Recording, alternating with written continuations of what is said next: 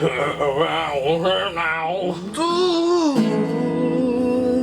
is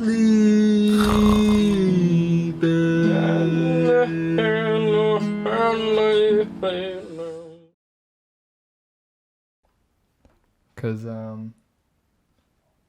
we weren't recording sound. You fucking kidding me? God. See, I don't do this enough. Okay. We could watch the thing again and I'll react the same way.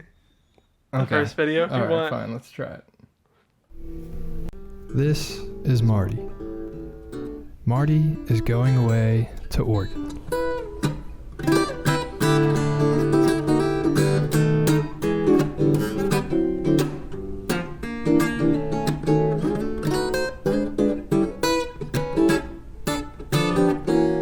He's breaking free from Delco, and he plans on living on his own in a van down by the river. You're gonna be doing a lot of doobie rolling when you're living in a van down by the river. When he gets there, he'll be living off his savings and searching for a job, and literally living in a van. His plans aren't bulletproof, and he doesn't care about that. He'll make it work. The most important thing right now is that he gets to Oregon. Is it like Madagascar from Australia? Like Japan? Why did I start in Asia, by the way? It's like Something you would do. the worst way to get to Oregon. But you're leaving in two days.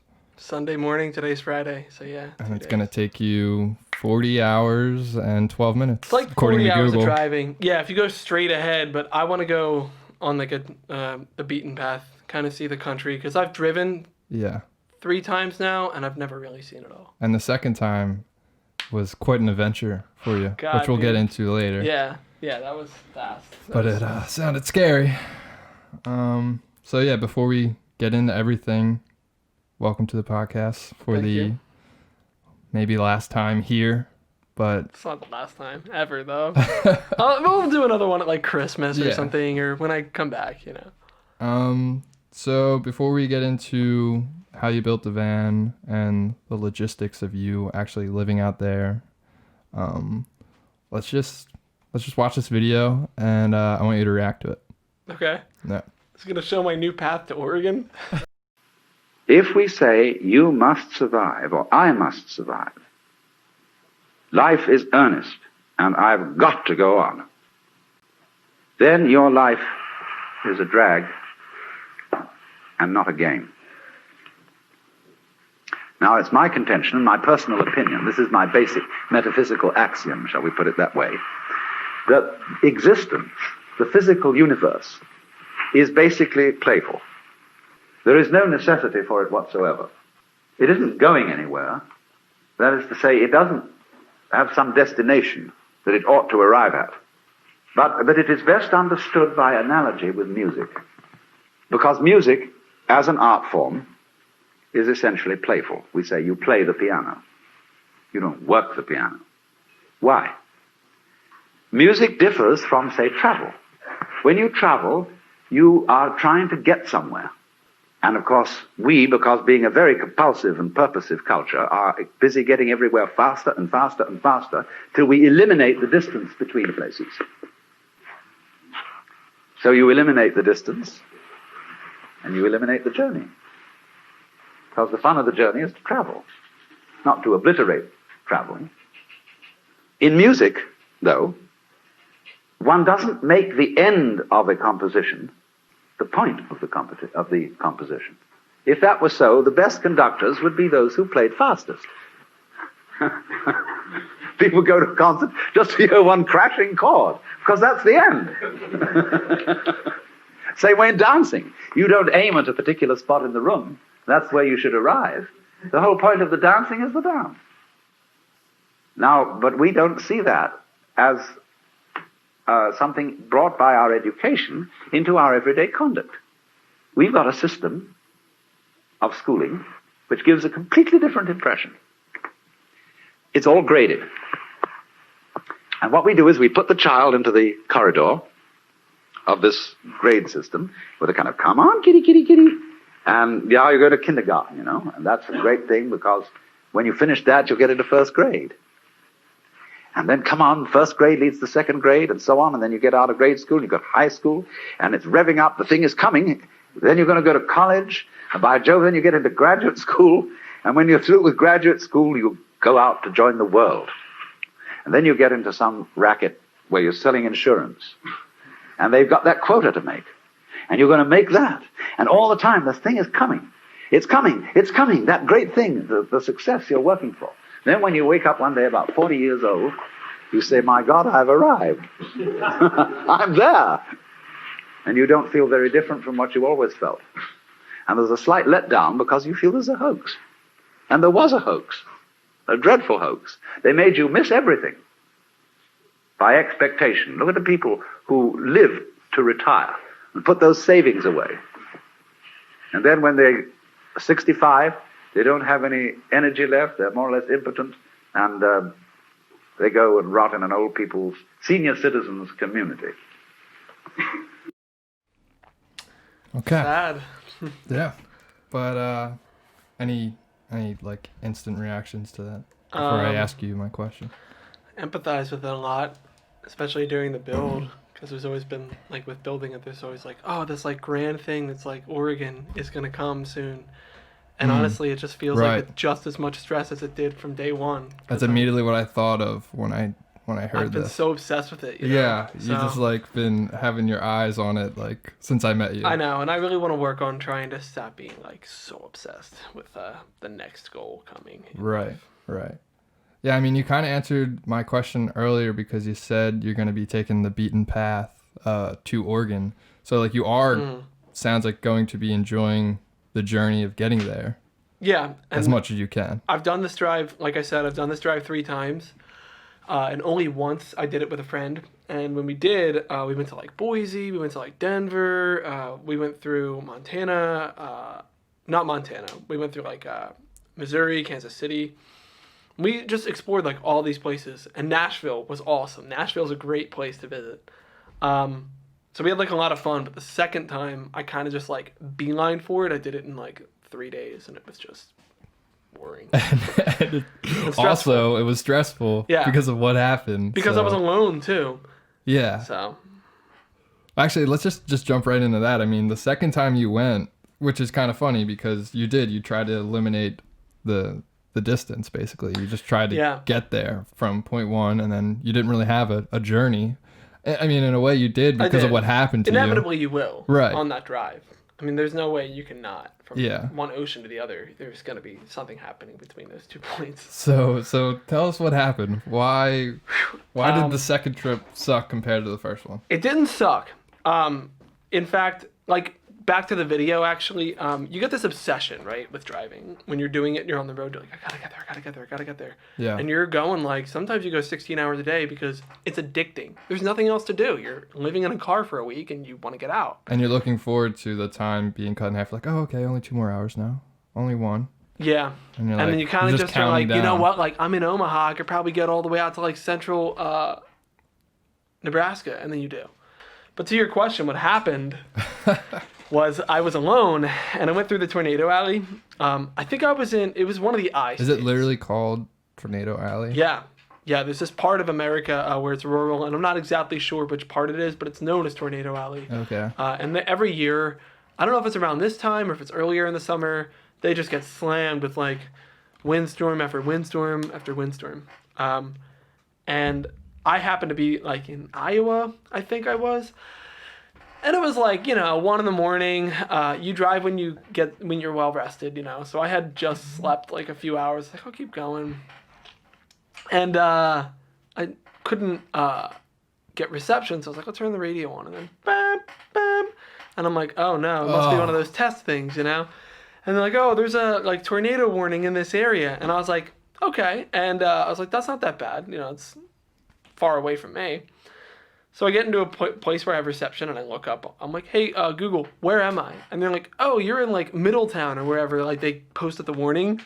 They're like, you're dead in the hot zone for a tornado. And I was like, no, I'm not. Google was like, oh yeah, you are. Buckle in. So I was like, okay, it's not going to be that bad. I'll be okay. I just got to keep moving. Suddenly I'm getting hit with wind, and it is rocking the van, or not the van, my Toyota on its side. Like I was on like 2 wheels. And you just did this recently because you actually brought your other vehicle up there to have, so that you're not driving your van back and forth from places. I did it to move my to save belongings. gas. Okay. Because I'm actually not, I'm not a full-time van lifer, as they call it. I'm just going to be using it as like my bedroom, if that makes sense. Okay. With friends. So now you got this warning. The van is literally shaking with the wind. The Toyota. Yeah. Or the Toyota, on 2 right. wheels.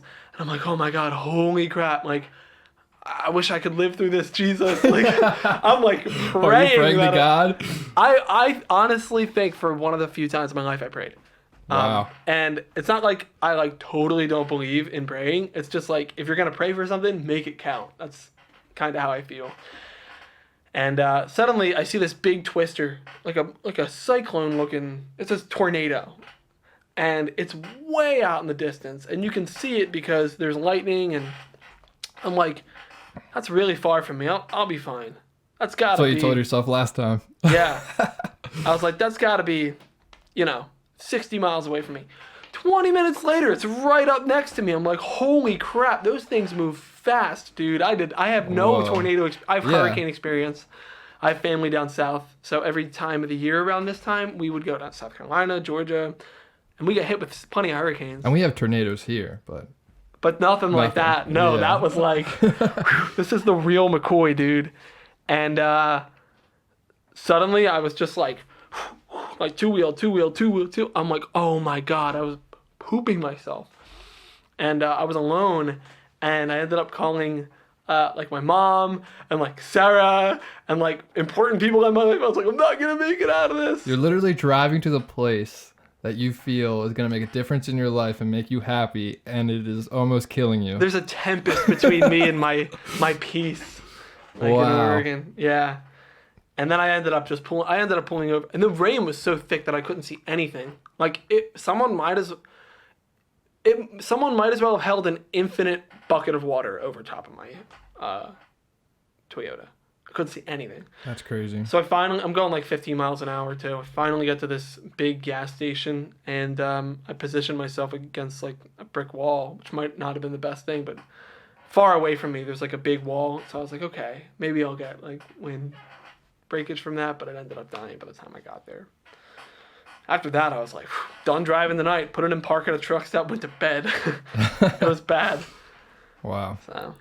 All right, before we get into our next like tangent, Sorry. last go on and on. question with this video is, do you feel like you live your life as if you're just trying to get to the next step in your journey, or I guess No, never. never? I'm kidding. Yeah, I have tunnel vision, and it's definitely my biggest weakness. So I feel like a lot of people can relate to that video. I mean, I know I do. I know that I get a tendency to only envision what is next. Like, what's the next chapter in my life? Because right now it's all right, I'm almost done college. Mm-hmm. And once I finish college, then I got plans after that. Suddenly this big thing is going to, Yeah, this big thing's going to make a big difference in my life, and I'm going to be a lot happier. Right now I have to struggle, and I can't, it's like, it's hard to find the journey that you're currently in as a good one and something that you can be happy about. So I guess my question is, do you find your journey in Delco? Do you find any like good in it at all? And did you find could you find happiness within this journey before you get to your next one? No. No good in Delco. Nope. The food, ugh. No, I'm kidding. Do you hate Delco? No. Oh, okay. We do have great pizza. I will say that. Our pizza around here. Yeah. Go to Oregon and eat that soggy cheese bread. I love Delco. Okay. I was born here. I was raised here. I have a lot of experience in the city. I have family over there, South Philadelphia. And I love it for reasons other than a lot of people who live here do. There's this scene in Parks and Rec where it's like an episode where Leslie gets a lot of backlash because she wasn't born in like whatever the town is that they're from. And at the end of the episode, she says, "I may not have been born here, but I live here." And you can't choose where you're from, but you can choose where you are. And I'm like a super firm believer in that philosophy. I think that my journey in Delco has been extremely beneficial to me, especially because when I'm here, I have the support of my parents, my family. If I need a favor from someone, there's so many people I have 10, 15, 20 years of history with who are willing to help me out with little things. Like even going to Ralph's shop and going, "Hey, can I use your table saw for an hour?" Or going to my uncle's house and going, "Hey, I need to borrow your MIG welder," whatever it is. Yeah, you've made some valuable connections here. Absolutely. Yeah. And that makes the journey of preparing. It makes you realize who the people are that are there for you, who your family is, who your friends are, because a lot of people will ask you like, "Oh, Oregon, why would you ever go live there? It doesn't make any sense." Which is my next question. A lot of people ask that, if that's the question. The people who are your real friends, the people who are your real family, the people who really like love and care about you and respect that you are in a good state of mind to make this decision, are the people who know the answer to that question. They rarely ask it, if ever. And regardless of their opinion of whether you're going anywhere or what you're doing in life, they're there to help you. And, like my dad was there every minute, every day, supervising what I was doing on the van, answering any questions I had, giving me advice. And at the end of the day, like I'm leaving and he's like, "I wish you weren't going. I don't want you to go. I don't want you to leave." Oh, that's sad. But which is, yeah. But at the end of the day, my dad knows that I have a level head on my shoulders and he loves me. Yeah. And this is what you want to do. he's gonna help me do it through to the end. And I respect that a lot. All right. So yeah, you don't hate Delco. No. You've made some valuable connections. Born and raised here. This is home. You've had your experience at Oregon, and you really loved it, and you want to go back. But I did some research on Oregon, and Portland's really bad, well, Portland is bad right now. One, Not as bad as they have you believe. that's true. Well, hold on. I actually do want to show you a video. Do you watch All Gas No Brakes? No. If you don't either, watch All Gas No Brakes. It's so good. Guy's a legend. All right. Anyway. Okay. So Oregon, traffic apparently really sucks in the city. Like any city, congested and all that shit. Which city? Portland.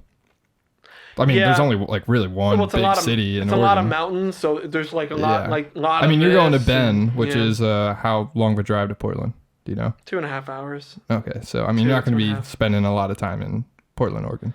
I will, because believe it or not, that's all there is to do. If you're gonna Yeah. go anywhere, you're gonna go to Redmond, which is 30 minutes away, the next Yeah. town over, or you're gonna go to Portland. But also, are you going to be able to have the money to do that? Because this is sad to say, but there's a lot of unemployment in Oregon. And then I look on Reddit and I see people like, "I'm moving to Oregon. What are some good things I could do?" And then there's a lot of people who live in Oregon are like, "Don't come. We don't want you," because a lot of these people that are coming unemployed. They don't have a plan really on where to live, and or it's like someone who's coming who's rich and is going to raise the price of living.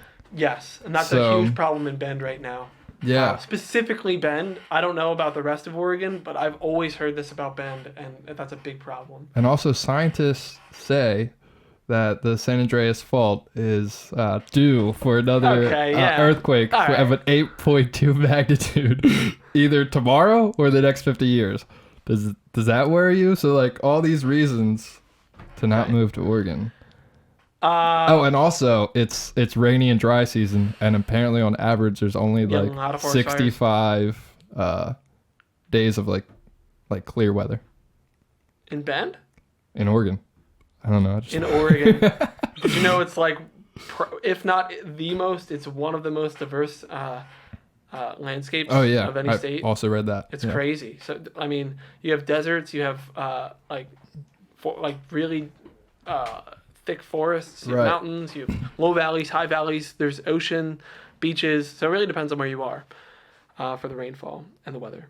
But what I will say, first of all, I'll address the fault. Who cares? Okay, I hate to be That's like, gonna bring a tsunami into okay, into Oregon. I hate to be the person who's like, oh, like it doesn't matter. Like it does matter, but like, how am I gonna stop the wrath of God? I'm not gonna not live my life because that's a thing. Yeah, but you could avoid it. A meteor could come right through here, and right in my head, and I'll die. And that's that. You know, like it's not. It's. So I you're don't not worried have about control the over earthquake nature. because No. I would be a little bit.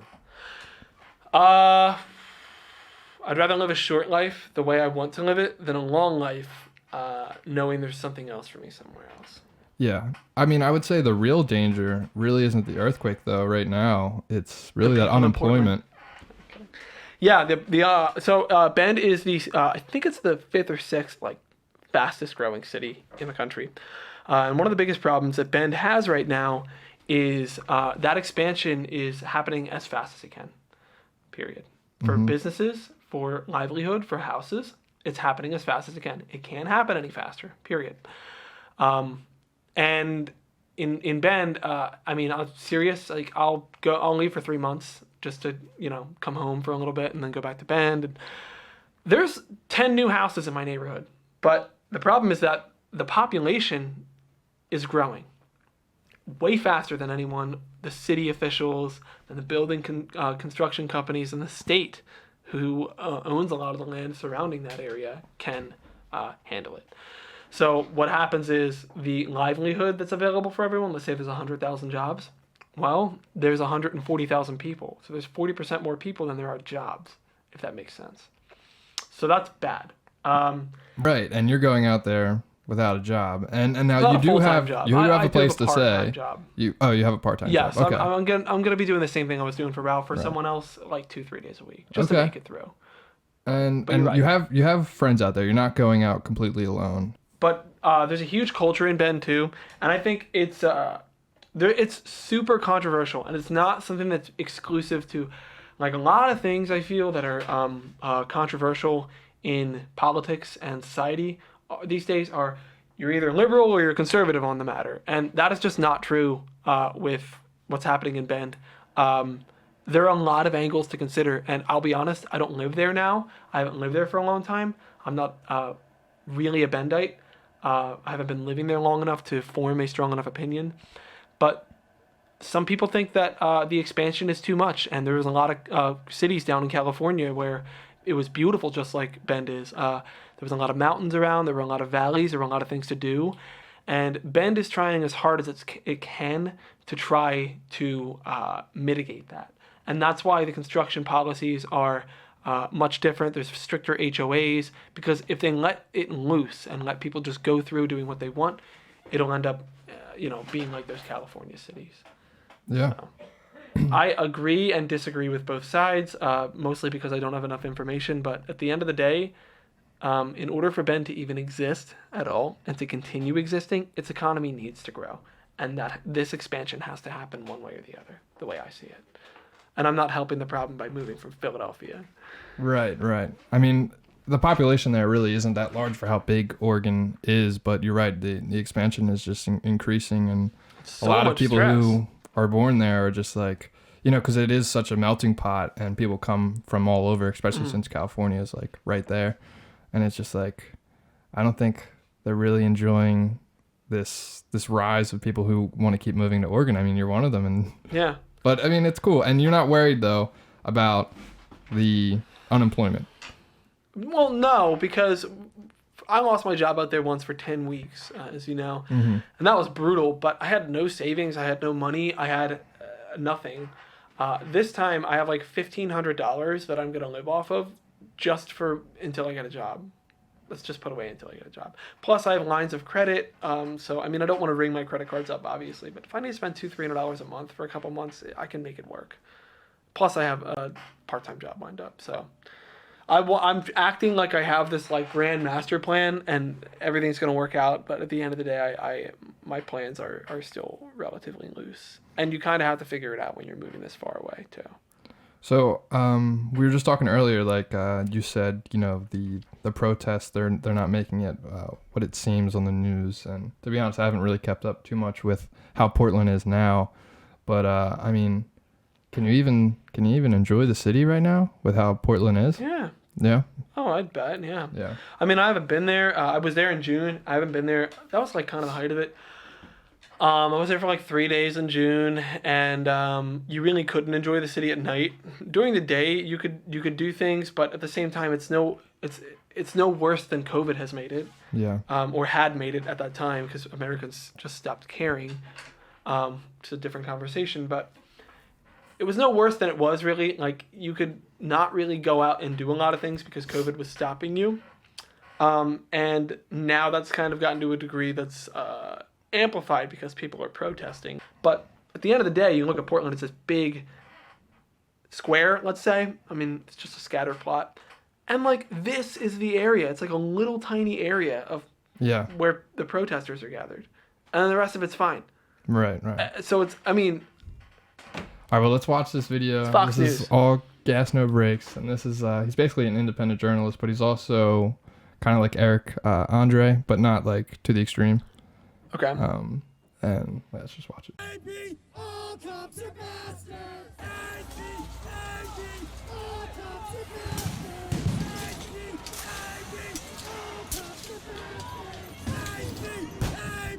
All cops are bastards!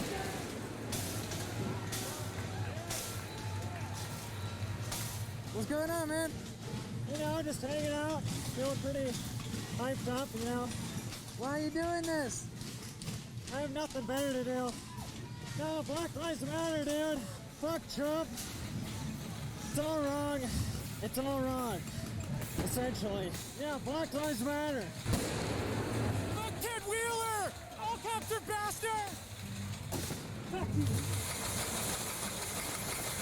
This is my city, not theirs. This is Portland.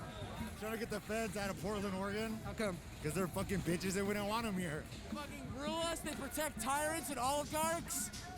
We're just fucking slaves. I believe black liberation will lead to everybody's liberation, and I hate the fucking feds and the police. We appreciate black lives and we want them to flourish. Abolish police, abolish prisons.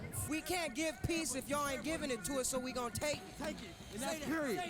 Most of my family done died because of these police. I'm not taking it no more. The federal agents have been deployed to Portland and have been snatching people up, taking them into vans, dropping them off in various locations. Our main demand has been to defund the police. Most of the calls that they get are mental distress, and they're sending people that are trained to shoot first. We need people that are mental health experts. What we have to do is slowly start treating the roots of the problems, things that actually cause crime, like education, wealth redistribution, mental health. Oh, that's just a firework. Yo, Portland, we getting lit. It's already cool. We want PPP defunded by 30% at least. True. And we want all the money to come back to our community. I'd like to see the police cut by 75%, eventually working to 100. You should read Ruth Wilson Gilmore. You should read Angela Davis. Abolition is present. Fireworks. It is not absent. Shit, man, we out here protesting because this shit got me fucked up. We out here doing our thing. Oh, God. We out here for Black Lives Matter. You don't stand for this shit. Take your punk asses home. Fuck the feds. The feds just started coming out of the federal building. I understand that. I was in that at one point. Were you? Yeah, I was. You told me. I was there for a couple days. We got gas going to 7-Eleven. They instated a curfew in June, and they basically were on the same like bullhorns that they were on in there. And they were like, oh, like the curfew instituted is at 8 o'clock. The mayor's instated a curfew. Da da da da.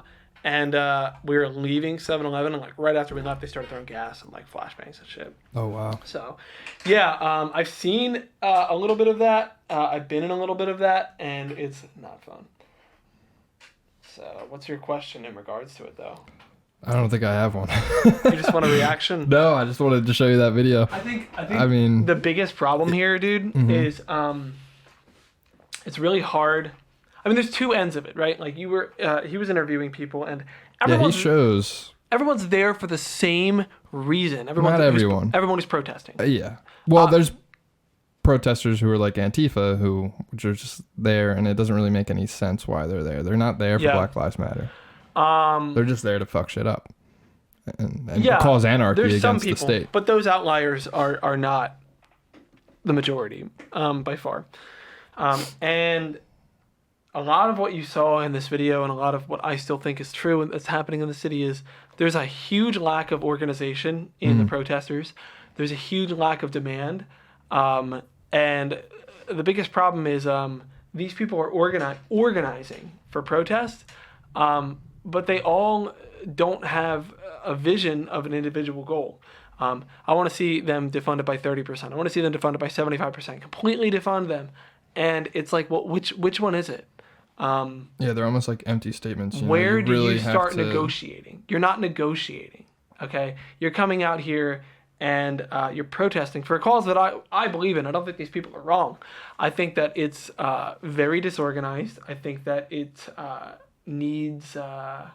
they need to make demands and issue those demands as a community, and there needs to be a way that they can form communication to equally differ on what those demands should be. So when you get out there, you're going to change all that, right? Yes. It'll take me 2 or 3 days, but it'll be a lot of work, but now let's hear about how long this van took you to fucking build. And also, how the hell are you going to live in a van down by the river? It's a nice van. It's a nice river. Any other questions? No. I definitely had that tunnel vision thing on it, where I have so much stress and anxiety and sometimes depression. And instead of facing it, a lot of times I get obsessed with like a hobby or an activity. That's how I got really good at guitar. I faced a lot of family problems when I was young. And instead of kind of like dealing with them, I just ended up like playing music all the time. Okay, so you put all your energy into this van. Yeah, and that's just generally how I've done with things. Was a benefit, but also not to your mental health. In some days. On most days, I'd say. Okay, and what was affecting your mental health? Is it the fact that it was taking you so long and it was so difficult? The pressure that I put on myself. Okay. And I want to stop doing that. Again, it's like it comes back to that first video, or the first or second, I can't remember, video that we watched. Where you're just rushing to get to that second I was just like, I'm going to get there, I'm going to get there, I'm going to get there. And I didn't enjoy any of the fun parts of building it. I stressed very much to get through what I was doing. The solars were hard to get on. The paint was a lot of stress. And I wanted it to be, I had this picture in my head that I wanted to be perfect. And as a result, it cost me Well, it sounds like at the end you had somewhat fun, but I really wasn't there. So, I mean, was putting the boards in and all that, was that really, really stressful for you? Or No. Okay. The most stressful part was the roof, for sure. The roof. Because if you get one decent gouge in that roof, you're just going to have it all rust all over again. So you have to be pretty careful until it's dry, that is. And I didn't really have the time to like take off work, but I had to take off 2 days from work, including 2 days over the weekend to paint it. It took 96 hours of labor to paint that roof. Damn. From how rusted it was. Yeah. A lot of work. So So you got a rack on top for storage. You got a light bar, which is pretty sick. A light bar is the best thing I put on that van for sure. It's so redneck, but it's so cool. You have solar panels, and you bought a battery. And what are you planning on using the solar panels for?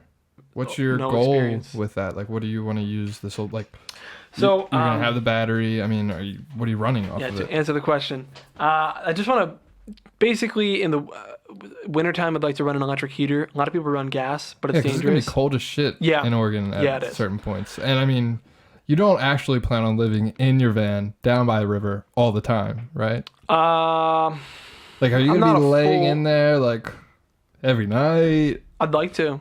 Really? I'd like to. Okay, for as much as you are in your bedroom after work and you sit on your desk and do your thing with your computer, or you want that private time that you have, that downtime after work and stuff, I want to get it in the van. That's what the van's goal is. A downtime place for me.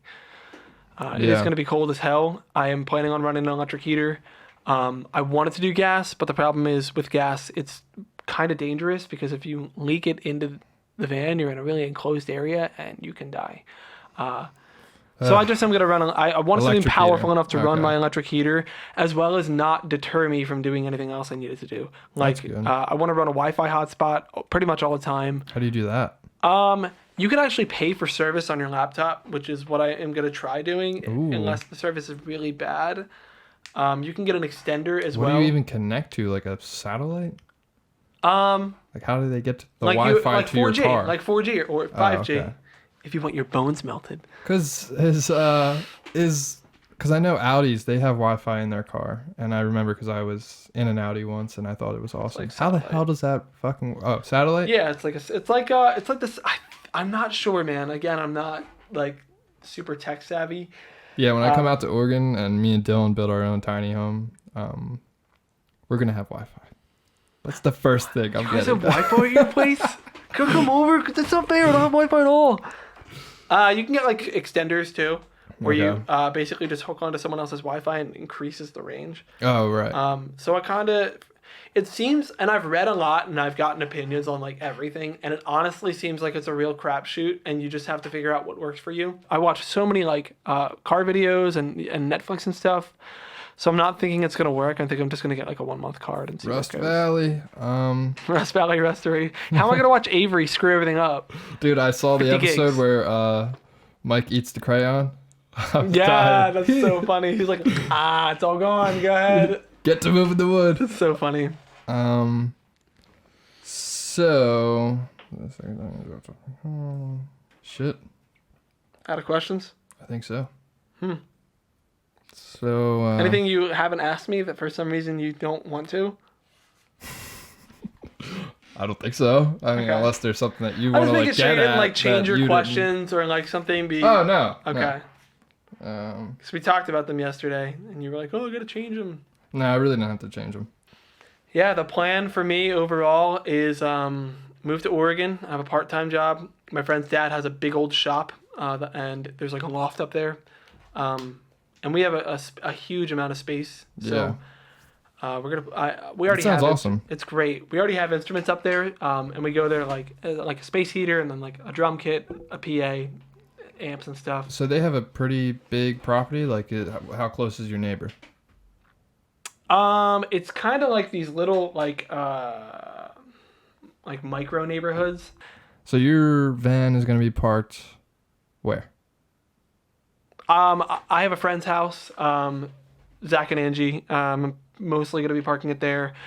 I just want to use like their shower and bathroom for the most part. And honestly, like I will kind of be like living with them. I'll be helping them with bills when I can and cleaning up the house and stuff. Cause I'm going to be living there. The only problem I had last time really was I didn't have my own bedroom. I didn't have my own like personal space, Okay. which you need as a person. Cause I get tired of anyone that I'm living with no matter what. Right. So I just kind of wanted to have like the van as like my own personal space. Sanctuary. Yes. Sweet. And I got a friend we're going to put all our instruments in the shop. We're going to play over there. And I'd like to just get like a part-time job and go to school part-time and see if I can get that done. My phone started ringing. Some point. Whoa. Whoa, Marty! My phone started ringing. Oh, call me, probably Sarah. So, after this podcast, you've decided you're not going to go to Oregon, right? I'm not going to go to Oregon. Great, because you're going to stay here and do a podcast. I'm going to miss you too much. What? I'm just going to miss you too much. I know you are. Wow. That sounds... Please don't go. That sounds so strange. Please don't go. Can you do it with just like the tiny voice? The tiny what? Whoa. Make it super deep. This is the deepest. Oh, you clipped. This Sunday, monster trucks.